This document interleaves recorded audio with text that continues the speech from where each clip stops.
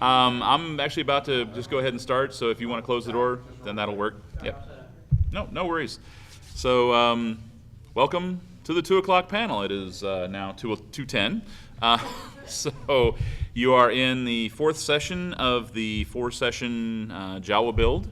In the previous days, which we'll recap just momentarily, we had done work with the robe and with the hood and in the planning and understanding the CRL, the standards for 501st Legion and Rebel Legion membership using a Jawa costume. Today we'll be focusing mostly on building the mask, which is kind of the other big element. In the session on costume weathering that immediately follows this, we'll actually be doing some of the weathering for the bandolier that goes with the Jawa. So if you feel like sticking around for that, we'd love to have you. If not, we understand there's many things to see and do. So with that, I've posted on the board here a QR code that points to a document which has a bunch of links in it to the things that I have mentioned or talked about throughout the course of this session and the other sessions. The costume electronics, the hard part weathering, things like that. So anything where I mention a product that I have used or someone has asked about, hey, what's that thing you used or how much does that cost or what I've tried to put in here.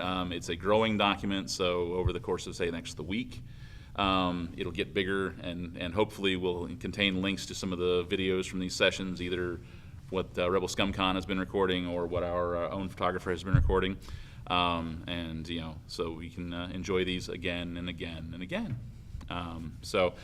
Or not.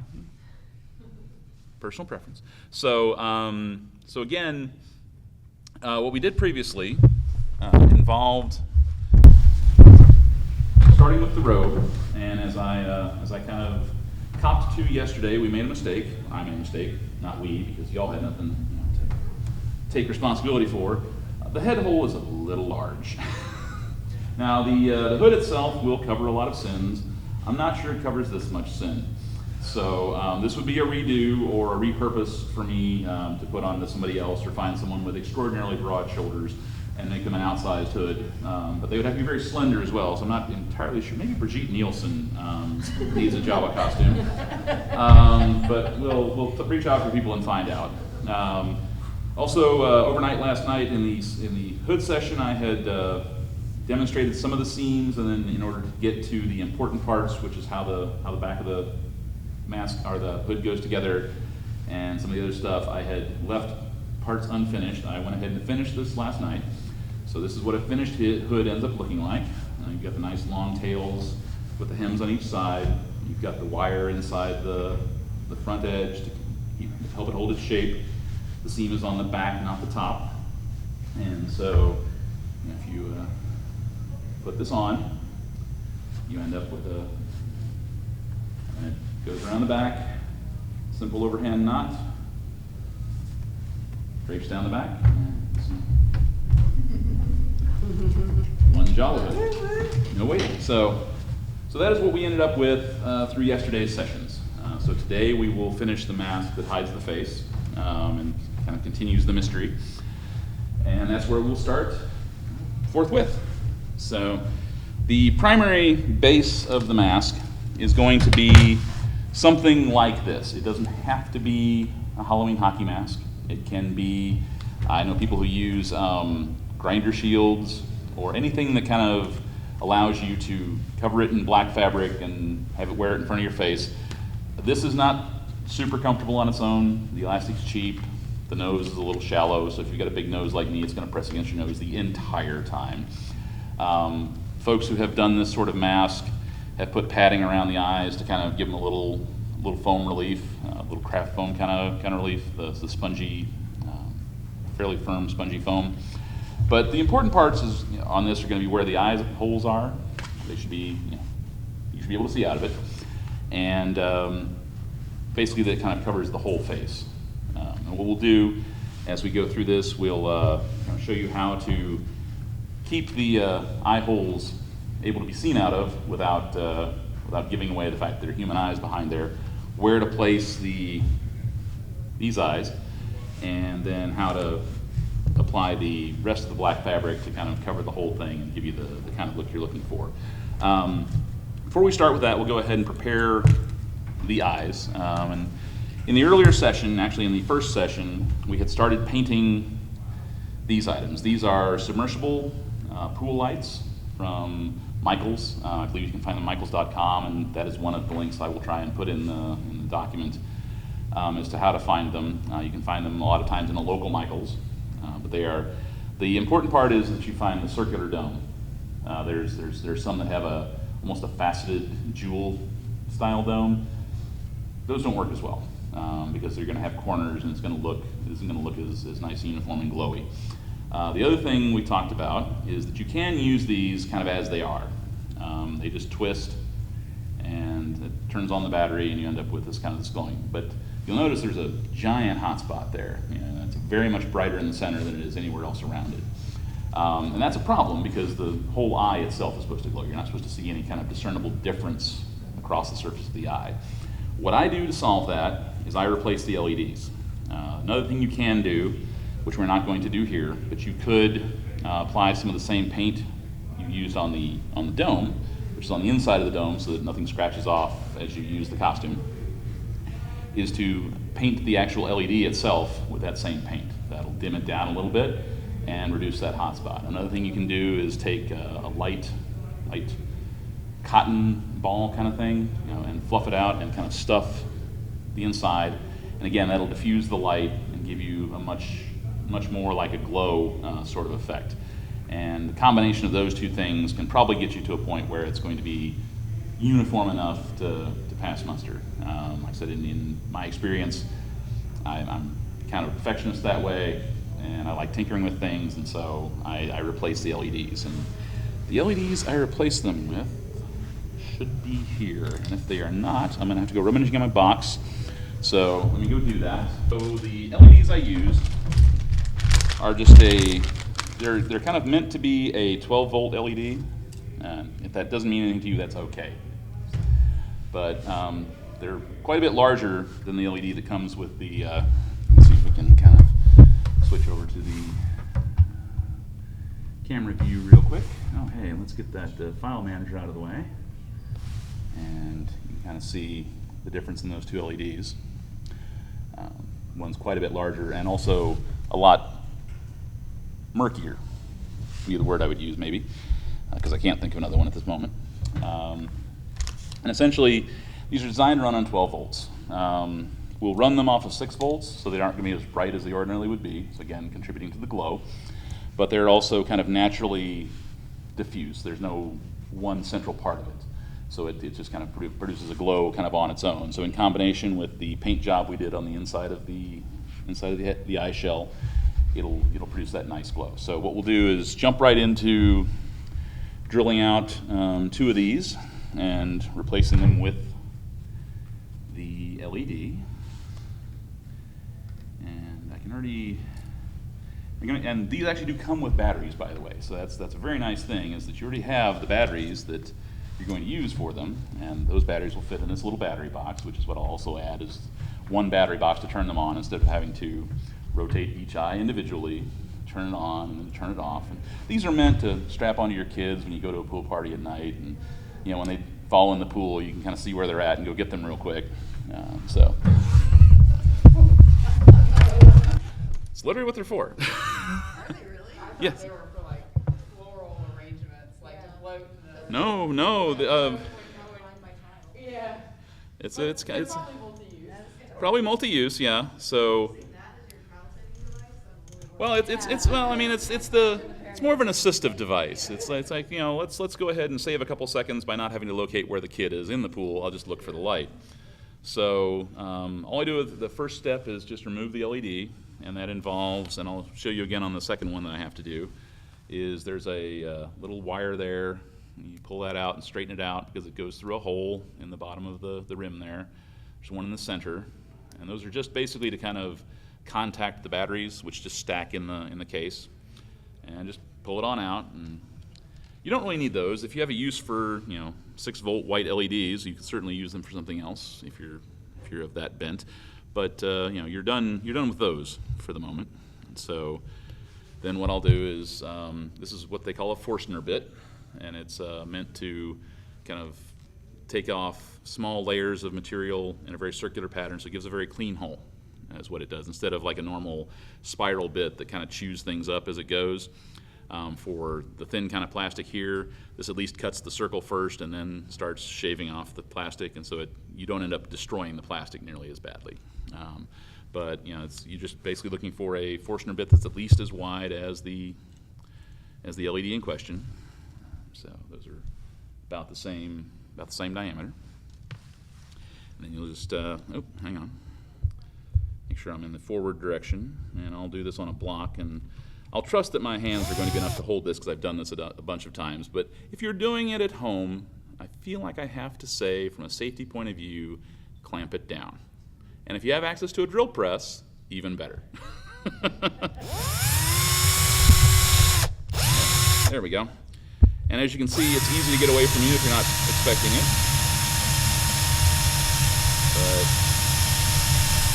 And hey, I'm doing it right into the microphone, so you're getting the whole experience. There we go. See, there's one of them. And a bunch of schnitzels to take care of between sessions. That'll be awesome. And second one. And as much as we held it before, we'll hold it even tighter this time.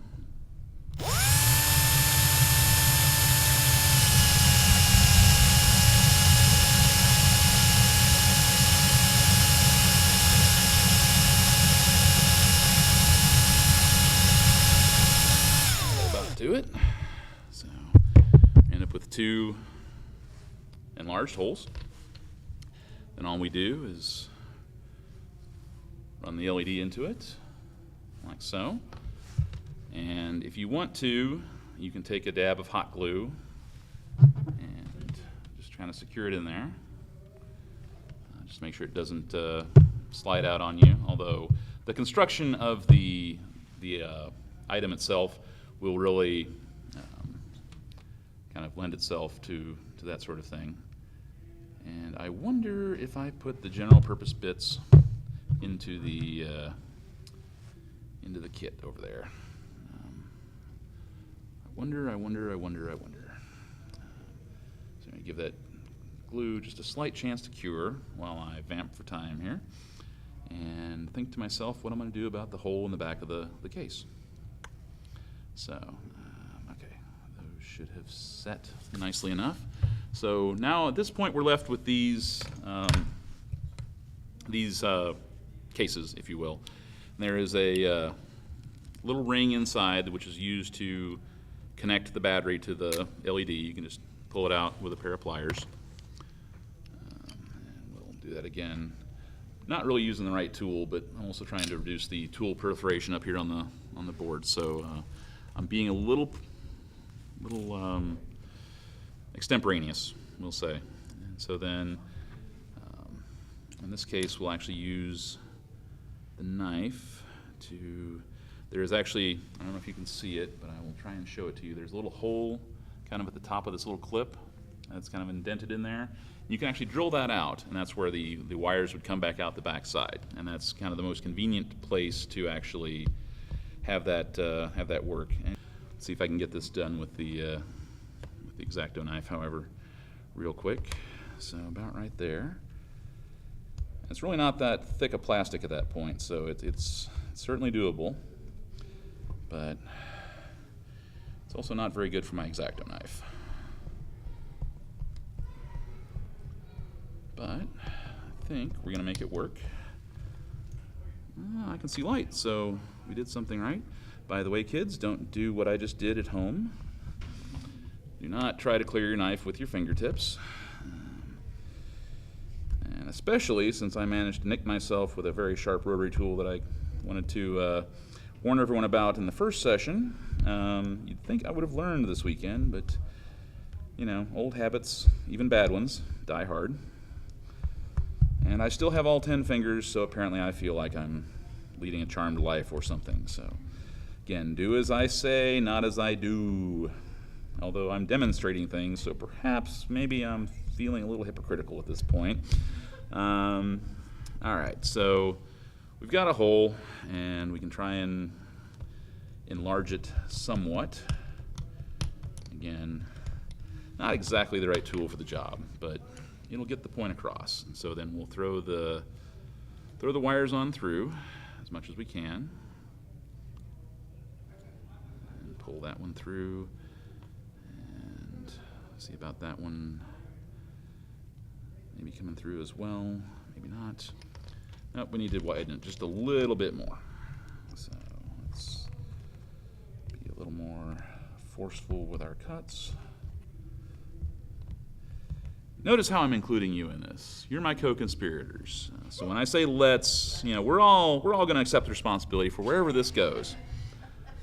So I hope you're on board with that. It's a journey we're on together. I am your guide, but in the end, it's all of us. So, all right, so that is nice and wide. And I will probably only do one of these for illustrative purposes because this is really taking a lot more time than I thought it should have. All right, so now we've got enough space for 2 wires to go through, and we'll try and make 2 wires go through. At least I thought there was enough space for 2 wires to go through. There should be. Okay, let's really make sure that they're friends and buddies going in at the same time. All right, and so do we have any questions or perhaps any trivia we want to start with? Oh, great giveaway mistress of the event. All right, I've got a couple of Ewok specific ones. Ooh, staying on theme. They're really hard, and or at least I would think they are. Maybe you guys just know. Apparently, the fighting style of the Ewoks in the movie Return of the Jedi was based on actual guerrilla tactics by a certain group. Does anybody know who that was? The Viet Cong. Nice. So. All right, well. Well, we have a strong start. And in the meantime, we've played for enough time that I might be able to get these wires through again. Aha. So, well, at least this time one of them's trying to come through a little better. All right, so the struggle is real, friends. The struggle is real. There we go. 2 wires all the way through. And then all we do is just punch it down. Everything looks about like it did before, except with a larger LED. So we take one of our domes, and we go ahead and we can tighten this all the way down now because it's not actually turning on anything on or off. That's going to be a job for our battery box, which we have over here, which we will commence to wiring right now, just for illustrative purposes. Go ahead and clean up those ends and then strip them. And by the way, if you do any amount of electronics work with small diameter wires, this is amazing. It is a wire stripper, and all you do is you just feed the wire in, squeeze the handle, and perfectly trimmed wire and stripped down to the length you specify. So you can actually specify a different length for a longer tail or a shorter length for a shorter tail. And you end up with ends of your wire that are nice and ready to be mated to the other end of your... Now the question is, are these wires differentiated in any way? Otherwise, this could be a short trip. All right, so I think we're going to go with the screw around and find out method. So, and basically throw the batteries in there. So, if I were doing this correctly, I would have a voltmeter, and I would check to see which one read positive and which one read negative. Since I am not, I'm going to trust that at the voltages we're dealing with, I'm not going to burn out my LED. And so I can just simply touch the leads together and see which one actually lights the LED. So,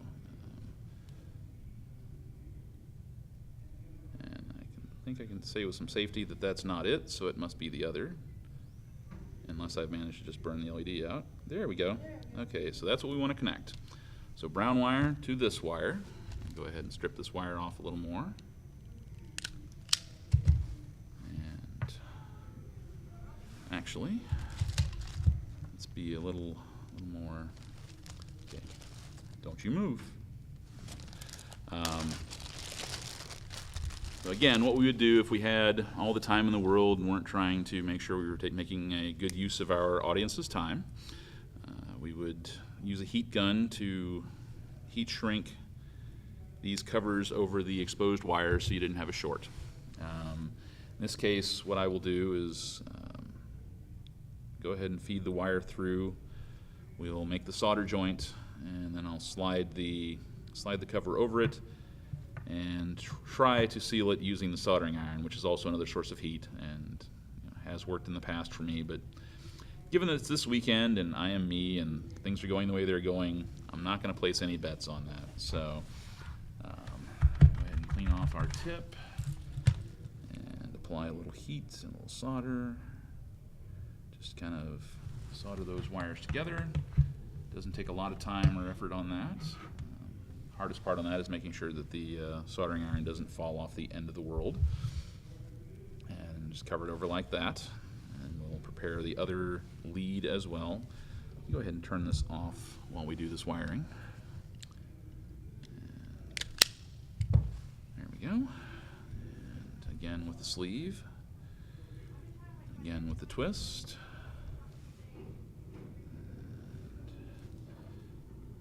So there have been days when I've made probably 6 sets of these in a row. It gets a little tedious, I'll be honest. But it's also not bad. A little zen break in your day. Just, oh, I'm twisting. Oh, I'm soldering. Oh, I'm heat sealing, you know. So you may or may not find it as relaxing as I do, but that's okay. All right, one more real quick connection. There we go. That's all that takes. And then we'll slide the heat shrink over it. And well, so there are some things you've got to watch out for. You want to try and make sure that you're actually heating the wire that you are soldering and not just the solder. If you let the solder flow over cold wire, it produces what's called a cold joint, which will hold for a little bit, but is not very secure, and it will eventually fail. And so the conventional wisdom is that you should be heating your wire and your contact point with the iron and then touching the solder to it and letting it melt the solder and letting the solder flow. Now sometimes, you know, I'm better at that than other times, but I also try to not put a lot of stress on my solder joints by doing things like, you know, gluing them places so they don't move around a lot. So if we did everything right, yay. Yay. And as you can see, and as I will demonstrate here kind of side by side, there's a marked difference in how these eyes look. This one definitely glows. This one definitely has a pupil. And that's why I tend to prefer this style. So now that we've got the eyes, we can work on where they need to go on the mask. And let me go ahead and grab that mask, which I should never have placed so far away from me. And the standard placement for the eyes, and we'll go ahead and use any of these, is actually right below your eyes and roughly at the same spacing. So we would want to put them right about there and there. And that is because the Jawa's eyes don't sit where human eyes sit. They sit a little lower. And that, if you look at the CRL, that's specifically to make them look more alien. So, because they, you know, their eyes are in the center of their face, not closer to the top like we are. So what we'll do is we will just cut out a notch underneath the eye, about the same size as this little clip on the back, the thing you would attach to your kid before they go in the pool. This will we'll create a little notch about that size, and then that's where we'll put the eye, and then we'll use the piece we take out of the mask to slide into that notch to kind of lock it in place, and then we'll hot glue it so that it doesn't slide around. But that'll that allow us to secure our eye fairly effectively. So again, using a sharp implement carefully. These masks are usually not so well built that they give you a lot of resistance for this sort of thing. But there's a point where you're going to have to kind of poke through, and so that is a dicey operation. Can be, and can certainly give you a bit of an issue if you're not careful and not watching what you're doing. Luckily, I'm a professional. Oh, good. Lightning didn't strike. I'm safe. So, and then again, we'll kind of force our way through. And once you're through, you can kind of coax the knife along the plastic, or just kind of let it break along a certain line. Also works. In this case, I'm going to try and correct it just slightly because I don't need that deep a hole. And it's not really super important about the size or the width of the hole. You don't want it to be too much, simply because then you have to work a little harder to place the eye. But so again, we'll just kind of go through there and slide. All right, and I believe, oh hey, blade came out. I'll need to replace that and secure it, but in the end, what you end up with, my friends the clippers will help me here, get in there and clip out that corner, and then clip these ends here, like so. Okay, can't quite brute force it. There we go, there's the clip. All right, and then we'll take the shell, and actually we're gonna need to widen this. So time to reassemble the knife. And okay, let's loosen it first. There's an order to these things, you know.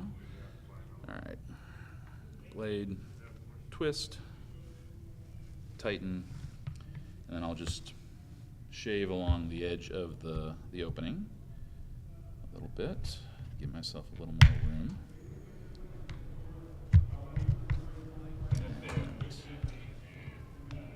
And that one,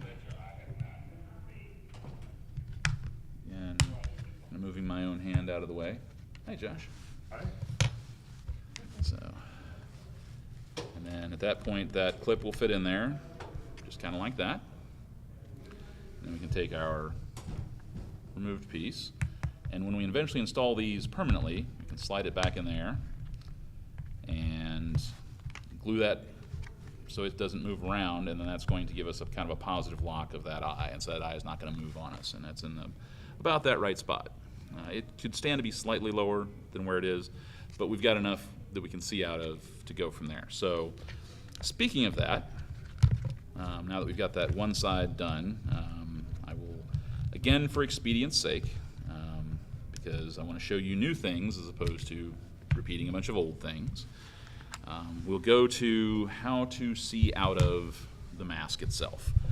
And for that we'll use two different types of cloth, which I showed you a little bit earlier. The one we'll use for around the eyes is this sheer kind of, they call it speaker cloth in some cases, or it's kind of a sheer black cloth. As you can see, even though I put it in front of the camera, it's still very see-throughable. So what we'll do is we'll cut smaller pieces of it, and glue them to the inside of the mask. Actually, take that back, to the outside of the mask. Just so that when we cover it with the other black fabric, there are no gaps that are noticeable. And so we'll just take we don't need a lot of it, we just need a couple square inches of the fabric. So just lay that out there and grab the aforementioned rotary tool that caused all the problem earlier. Let's go ahead and put that on the table so I don't have to try wrangling it while I try cutting it. Process improvement, it's a thing. All right, so, and then we'll change the camera angle just slightly. And so we'll just run about, good 7 inches or so, probably same here. along it. And we'll take these, and they cut off pretty clean, so a couple of stragglers. And we can kind of go ahead and put that aside. And cut these in half. And then on the inside of the mask, sorry, the outside of the mask, I keep getting that wrong. Just go ahead and apply a little glue around the eyes. And we'll just start with the top. Just kind of place the fabric there. Same deal over here. And place the fabric. And once those have kind of cooled off a little bit, we'll take and catch the bottom and around the curve of the eye. There we go. Perfect. And again, around the curve and right up there to the edge of where we cut our hole for our eyeballs. And tack that down. And so there you have, it hides the eyes, but you can still see out of it, still see to walk around. After that, the next step is to cover the mask itself with a black cloth, a much more substantial black cloth. In this case, you will not be able to see through this if I hang it in front of the camera, and as soon as I find a free edge, that's exactly what I'm going to do. But, yes, ma'am. Do all the fabric first, then put the eyes through? That's what I will do because they're going to sit on top of. So You'll have your original holes punched, but then you can punch through your fabric. punch through the fabric, cut through the fabric, and by having the holes cut in the mask, then you can just take an X-Acto knife from the back and just go right through the fabric. And again, with the fabric, you even get by with just cutting a slit through the center of the hole, because you can then kind of push this in through the fabric, the slit in the fabric. So good question. So again, with the fabric itself, and it's a little bit see-through, but not nearly as much as the other fabric. And so I'll be honest with you, because we're friends here, right? That what I would do with all of this, but since I didn't think that the con was going to like me spray painting, I would have spray painted this black first. That just gives less work for the fabric to have to do in hiding the white of the mask. Same thing on the bottoms of the eyes. I would actually paint these bases black so that they kind of match the black that we're using for the fabric and whatnot. But those are the easy parts. I mean, you can put paint on things. That's pretty easy.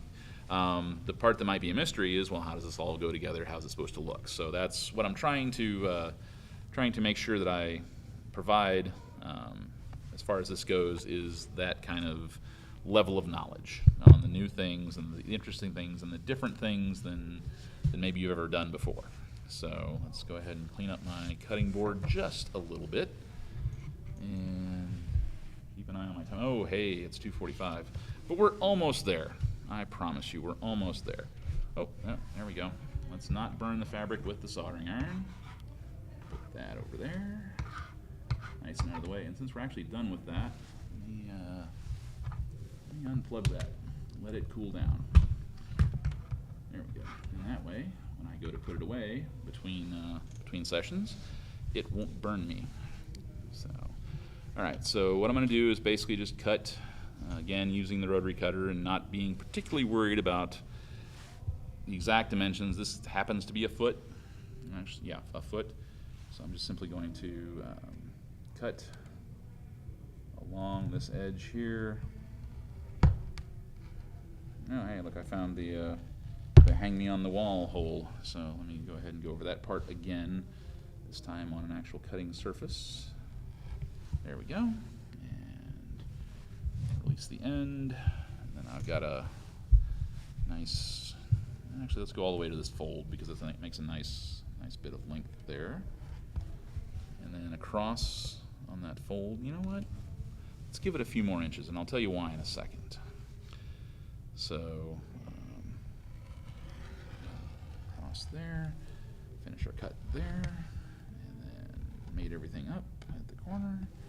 All right. I feel like I need a rotary tool now after this weekend. Don't you? Well, it turns out that one of the links that's already in the document is where to buy this rotary tool. So I promise I didn't put her up to that. You didn't. So the tricky bit on this is going to be kind of noting where the eyes are and cutting out the holes for those. In this case, I have completely managed to not bring a marking device with me, so I'm going to do this by, again, if you were going to do this for Rilsio, you might use a different tool, but I'll use this set of clippers here to at least kind of mark my dimensions. And I've got a pair of scissors in the bucket over there that I'll grab to cut out. If you wouldn't mind, that'd be great. Should be a pair of white-handled scissors Over here? in the big bucket. Yes, please.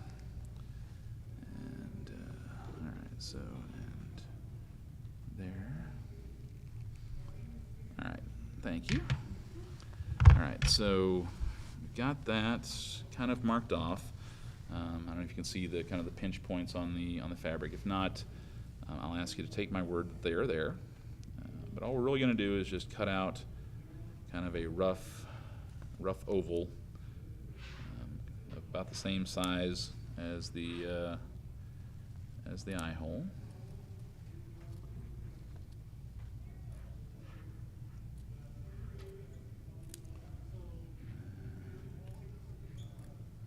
There we go. And again, black on black is going to be our friend. It's going to keep us from really seeing too much of one thing in the other, and help us really kind of go with that illusion of a dark, cavernous kind of hood, mystery and intrigue. And oh, what are those things? They're Jawas, of course. So again, kind of set like that. So at this point, I would take a bit of hot glue and just kind of go around the edge of my eye over the top of the fabric I've already placed. And go ahead and set that real quick. Pat that into place, make it nice and smooth, like so. And then I would do a bit of glue up here at the top to secure the top edge of the fabric, like so. And then as we come down, again, smooth things, and I would want to smooth from the center actually, so go ahead and add some glue here kind of at the nose and at the mouth hole area, and then a couple of radiating lines out from the eye, and then lay my fabric down and smooth from the center and from the edge toward the, there we go. And so then looks like I need a little bonus dollop of glue right about here in the middle of everything. So do that. Again, kind of take advantage of the flexibility of the fabric to kind of smooth out and give us our, oh, there we glue it. So, and I can add even a little more dollop glue here to kind of keep that edge down, because I had an edge peeking up, and yeah, that glue's hot. So, ask me how I know. How do you know? Because I just touched it. So, and then from there, we would go ahead and we could cut our, and I'll do it on this side. We'll get our cutting block again, just so we're nice and elevated, and I've got a good handle on things. And we will, okay, get that set up as it's supposed to be. Take my knife, and I'll go ahead and cut the fabric a little bit. Cut the fabric a little bit. There, and there, and there. And I can do it a little inside the margins, because again, I'm not being too precise about things. because it's, again, doesn't really need a lot of precision in that regard. So, and I can see these marks even if you can't, but, so cut there, deepen up a little bit, and cut that part out, like that, and like that. So again, we've got a nice little rectangle there that we can then use to cut through. And actually, I'll just go ahead and cut the bottom of this cloth out of my way. Hi. And at that point, we can then take our completed eye, which, let's go ahead and go with the one that actually has wiring attached to it. Where did that go? Oh, good. It's my glasses all over again. I swear. It's right there. I swear if it had been a snake, I'd have been bit. So that would then, again, as we said, go through here and affix right there. We come in from the back with our, and actually what we want to do is route the wire in through, and that's a mistake I've made. Apologies. We'd either want to have this be detachable, or we'd want to run the wire first through the hole. Now in this case, I may be able to cheat slightly. Maybe not. But again, so what, well, no. I'm not really going to get around it. In this case, what I'm going to have to do, and problem solving, that's what we do. So I'm going to actually go ahead and cut a slightly longer line out of my access hole, but not really make it a block. What I want is something that I can just kind of coax this eye through from behind, like so. And then when I install it in place again, like so, into the hole, and there we go. So as you can see, we're right there, and I'll grab my little key and throw it in there. And real quick, hot glue that down. In this case, what I'm going to end up with is a mask that has the wires kind of running between the cloth and the mask, and that's not terrible. If I were paying a little more attention to the process, like I should have been, the wires would be completely inside the mask, and you would just basically run them to a point where you could kind of hide this either on, say, the strap or somewhere else around your head, or somewhere, so that you can turn it on and off as needed. But when you end up kind of done with all those steps, and we would, in this case, I would tack this down with the glue so that you couldn't really see the hole I cut. So, and that's the basics of the mask. Like I said, those are the particular techniques that it would take to put one together. That bit of cloth I left in the front, it was there for a specific reason, because when you wear the mask,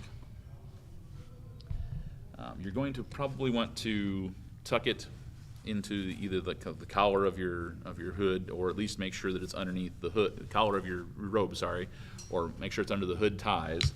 And by having that length underneath, and maybe even more, you kind of cover that chin and that neck region a little better. And so I will say, only seeing out of one eye is a little freaky at this point. But So if you had the wires on the inside of the mask, would the wires be sitting on your face? It depends on how the mask fits on your face. The wires themselves are not terribly thick, so you're probably not going to notice it. If they were a higher gauge wire, it might be a bigger problem. And if that's the case, you could also run them, say, along the side here. In this case, You did mention foam as I well. might mention foam as an offset, something like that. You could actually line the whole thing with 1/8 inch craft foam if you wanted, make it a little softer on your face. You could also put a thicker foam, like even up to like maybe 1/2 inch, around the orbits of the eyes. Right here, where it kind of hits your eyebrow and your cheekbone, to push the mask away from your face a little bit, give you a little breathing room. Make sure there's little vent holes in there to kind of, because I will be honest with you, a Jawa is a hot costume. You're wearing a lot of fabric, and it doesn't breathe very well, and there's nowhere for that heat to go except up and into your hood. So, Something that works really good on masks like that nowadays is they have, with VR goggles, they have inserts that go around the VR goggles that fit a face, so you can stick that insert against the mask. It keeps it away from your face. and that's the solution we've used in the past for that, is that kind of VR goggle insert. So that's basically kind of the overall high points of where I wanted to get today. Are there any questions before we kind of switch gears and go into the next panel? Oh, sorry.